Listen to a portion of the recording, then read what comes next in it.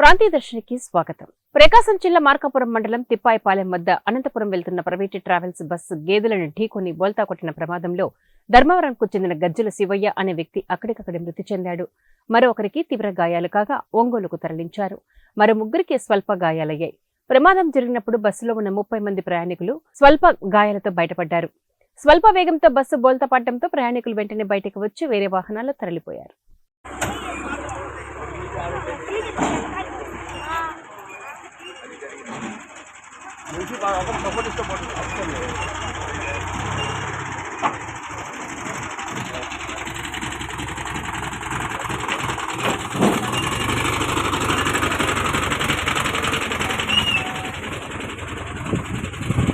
అనంతపురం జిల్లా తాడిపత్రి మాజీ ఎమ్మెల్యే కేతిరెడ్డి పెద్దారెడ్డి శనివారం ఉదయం తాడిపత్రి వచ్చారు. నేరుగా పట్టణ పోలీస్ స్టేషన్ కు వెళ్లారు.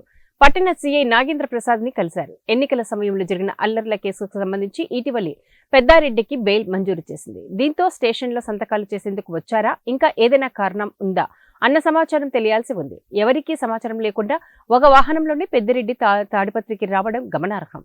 అయితే తాడిపత్రి నుండి అనంతపురంకు బయలుదేరి వెళ్లిపోయారు.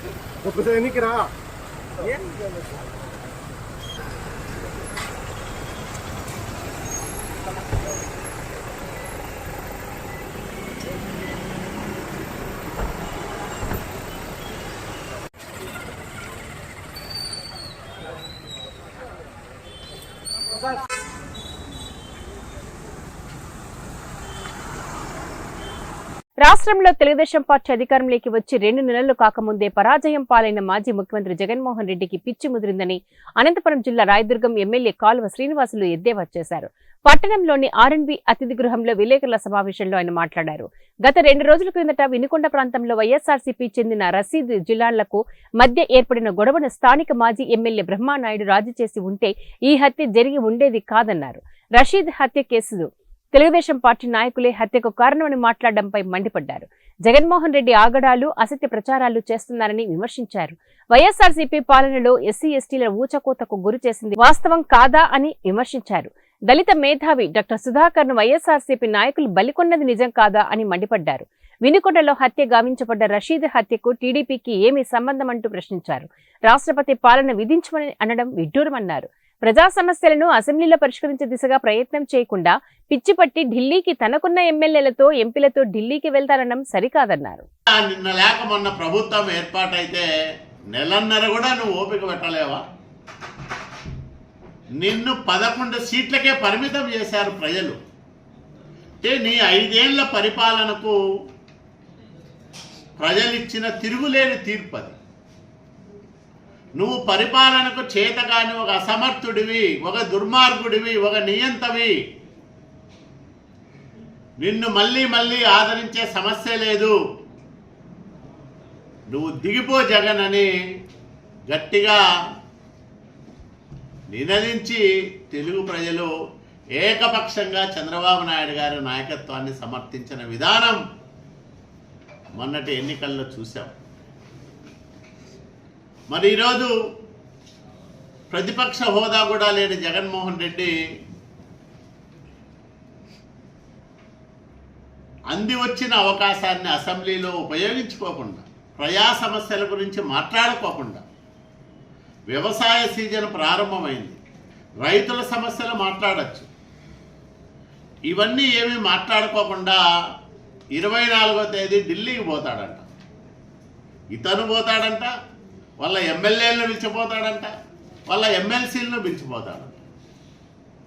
ఒకవైపు అసెంబ్లీ జరిగే సమయంలో నువ్వు ఢిల్లీలో ధర్నా పెట్టుకున్నావంటేనే నీకు ప్రజా సమస్యలపైన చిత్తశుద్ధి లేదు. నిన్ను ఎన్నుకున్న పులివెందుల ప్రజలపైన కూడా నీకు బాధ్యత లేదు అనే విషయం స్పష్టంగా అర్థమవుతుంది. నువ్వు ఒక పార్టీ అధ్యక్షుడిగా రాష్ట్రంలో ఉండే సమస్యల గురించి మాట్లాడచ్చు, అట్లాగే పులివెందుల ఎమ్మెల్యేగా పులివెందుల నియోజకవర్గంలో ఏమైనా సమస్యలు ఉంటే మాట్లాడచ్చు. ప్రజా సమస్యలు చర్చించడానికి ఒక అత్యద్భుతమైన వేదిక అసెంబ్లీ.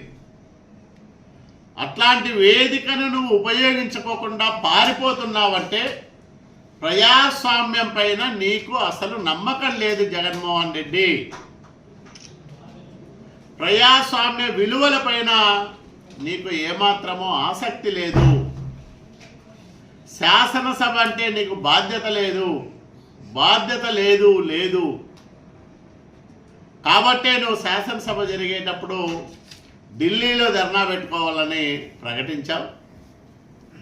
ఇది తెలుగు ప్రజలను అవమానించడం తప్ప మరొకటి కాదు. ఖచ్చితంగా వచ్చే ఎన్నికల్లో మళ్ళా నిన్ను పులివెందుల్లో కూడా ఓడిస్తారు జగన్మోహన్ రెడ్డి. నీ తీరు మారకపోతే, ప్రజల గురించి బాధ్యతగా వ్యవహరించకపోతే, ఒక పార్టీ అధ్యక్షుడిగా నీ బాధ్యతలను నువ్వు నెరవేర్చకపోతే నీ స్థానం కూడా వచ్చే ఎన్నికల్లో గల్లంతైతాది జగన్మోహన్ రెడ్డిని నేను హెచ్చరిస్తా ఉన్నా. ఇంత బాధ్యత లేని వ్యక్తి,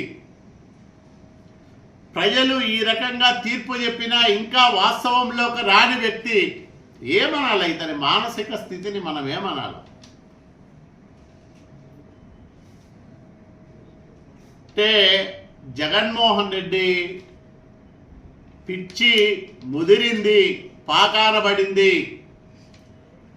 ఇంకా ఇతను ప్రజల మధ్యన తిరగడానికి అర్హుడు కాదు. ప్రజల మధ్యలో ఉండే అర్హత జగన్మోహన్ రెడ్డి కోల్పోయినాడు అనేది జగన్మోహన్ రెడ్డి చేస్తున్న ప్రకటనలు, వెలువరిస్తున్న నిర్ణయాలు మనకు స్పష్టంగా అర్థమవుతాయి. కాబట్టి శాసనసభ సమావేశాలు జరిగేటప్పుడు వాటిని వదిలేసిపోతున్న పులివెందుల ఎమ్మెల్యేని ఏమనాలి, వైసీపీ అధ్యక్షుడిని ఏమనాలో ప్రజలే నిర్ణయం తీసుకోవాలని మేము విజ్ఞప్తి చేస్తూ ఉన్నాం.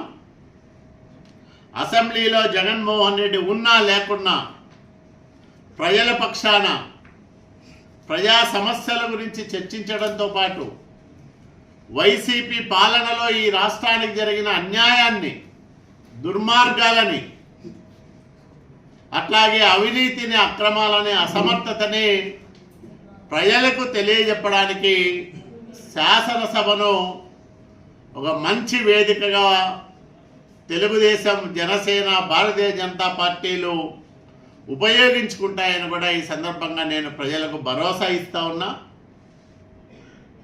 అదే సందర్భంలో బాధ్యత లేని వ్యక్తి, శాసనసభ అంటే గౌరవం లేని వ్యక్తి జగన్మోహన్ రెడ్డి రాజకీయాల్లో కొనసాగడానికి అర్హుడు కాదని కూడా నేను ప్రకటిస్తా ఉన్నా. అనంతపురం జిల్లా రాయదుర్గం పట్టణంలో ప్రసిద్ధి చెందిన శ్రీ షిరిడి సాయిబాబా ఆలయంలో ఆదివారం గురు పౌర్ణమి వేడుకలను భక్తులు అత్యంత భక్తి శ్రద్ధలతో జరుపుకుంటున్నారు. ఈ సందర్భంగా ఆలయంలో హోమాలు, ప్రత్యేక పూజలు, కాకడ హారతి వంటి విశేష పూజలు నిర్వహించారు. రాయదుర్గం ఎమ్మెల్యే కాల్వ శ్రీనివాసులు గురు పౌర్ణమి వేడుకల్లో పాల్గొన్నారు. ఈ సందర్భంగా ఆలయ ప్రధాన అర్చకులు, ఆలయ కమిటీ సభ్యులు ఎమ్మెల్యే కాల్వ శ్రీనివాసులకు పూర్ణకుంభంతో స్వాగతం పలికారు. గురు పౌర్ణమి వేడుకల సందర్భంగా వేలాది మంది భక్తులు తరలివచ్చి స్వామివారిని దర్శించుకున్నారు. ఆలయంలో భక్తులకు తీర్థ ప్రసాదాలు, అన్న సంతర్పణ కార్యక్రమాలు చేపట్టారు.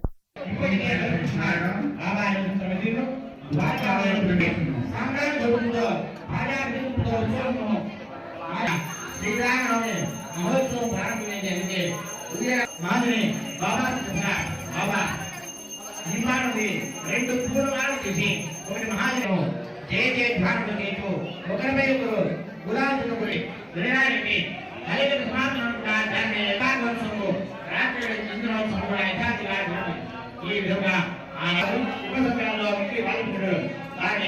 తప్పించుకోవడమే బాగా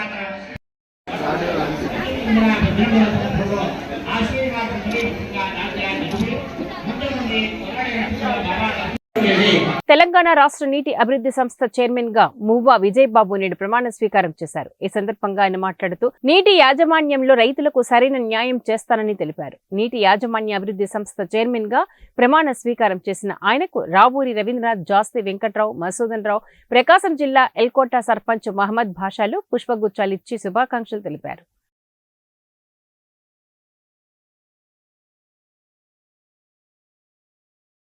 చిత్తూరు జిల్లా చౌడేపల్లి మండలం శ్రీ బోయకొండ గంగమ్మ దేవస్థానం నందు చండీ హోమ కార్యక్రమం నిర్వహించారు.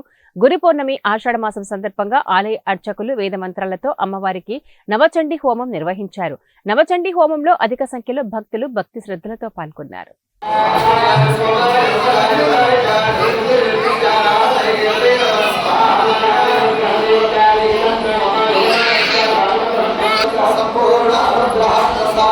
జూలై 26వ తేదీన ప్యారిస్ లో జరగబోవు ఒలింపిక్ క్రీడల్లో భారతదేశం నుండి 117 మంది క్రీడాకారులు పాల్గొంటున్నారని కర్నూలు జిల్లా ఒలింపిక్ అధ్యక్షులు బి రామాంజనేయులు తెలిపారు. ఒలింపిక్ క్రీడల్లో పాల్గొనే భారత క్రీడాకారులు విజయాలు సాధించి భారత్కు పతకాలు సాధించి భారతదేశ ఖ్యాతిని ప్రపంచవ్యాప్తంగా చాటి చెప్పాలని ఒలింపిక్ భారత్ క్రీడాకారులకు మద్దతుగా వారికి బెస్ట్ ఆఫ్ లక్ చెబుతూ ఈ నెల 25వ తేదీన కర్నూలు నగరంలో భారీ ర్యాలీ నిర్వహించనున్నట్లు ఆయన తెలిపారు. ఈ ర్యాలీలో క్రీడా సంఘాలు, క్రీడా ప్రేమికులు పెద్ద సంఖ్యలో పాల్గొని విజయవంతం చేయాలని ఆయన పిలుపునిచ్చారు. ఈ నెల 26వ తారీఖు నుంచి వచ్చే నెల 11వ తేదీ వరకు మన ప్యారిస్లో ఒలింపిక్స్ జరుగుతున్నాయి. మన భారతదేశం తరపున 117 మంది క్రీడాకారులు పాల్గొనడానికి వెళ్తున్నారు. వాళ్ళందరికీ బెస్ట్ ఆఫ్ లక్ చెప్తూ ఈ నెల 25వ తేదీన కర్నూలు నగరంలో ర్యాలీ నిర్వహించ తలపెట్టాం. దానికి అన్ని క్రీడా సంఘాలతో పాటు క్రీడాకారులు, అలాగే నగరవాసులు, క్రీడా శ్రేయోభిలాసులు అందరూ కూడా పాల్గొని విజయవంతం చేయాలని చెప్పి కోరుతున్నాం. మన జట్టు క్రీడాకారులు ఖచ్చితంగా పథకాలతో తిరిగి రావాలని, అలాగే క్రీడా స్ఫూర్తిగా వాళ్ళు నిలవాలని చెప్పేసి మేమంతా ఎంతో ఎదురు చూస్తున్నాం. ఈ నెల 26వ తారీఖున ప్యారిస్లో ప్రారంభ కార్యక్రమం ఉంటుంది. అందుకు ఒకరోజు ముందరనే మేము 25వ తారీఖున ర్యాలీ నిర్వహించ తలపెట్టాం. దీన్ని విజయవంతం చేయాలని చెప్పేసి ప్రతి ఒక్కరిని కోరుతూ సెలవు తీసుకుంటున్నాం. Thank you. సూర్యాపేట జిల్లా తుంగతుర్తి మండలం దేవునిగుట్ట తండా వద్ద గల సాయిబాబా ఆలయంలో గురు పౌర్ణమిని పురస్కరించుకుని భక్తులు భక్తి శ్రద్ధలతో ఆదివారం ఘనంగా పూజలు నిర్వహించారు. ఈ మేరకు ఉదయమే ఆలయానికి భక్తులు చేరుకొని స్వామివారికి అభిషేకాలు, కాగడ్ హారతి, గణపతి హోమం, పూజా కార్యక్రమాలు నిర్వహించారు. అనంతరం ఆలయ అర్చకులు భక్తులను ఆశీర్వదించి తీర్థప్రసాదాలను అందజేశారు. కార్యక్రమంలో బాలాజీ, గిరి, మహిళా భక్తులు పాల్గొన్నారు.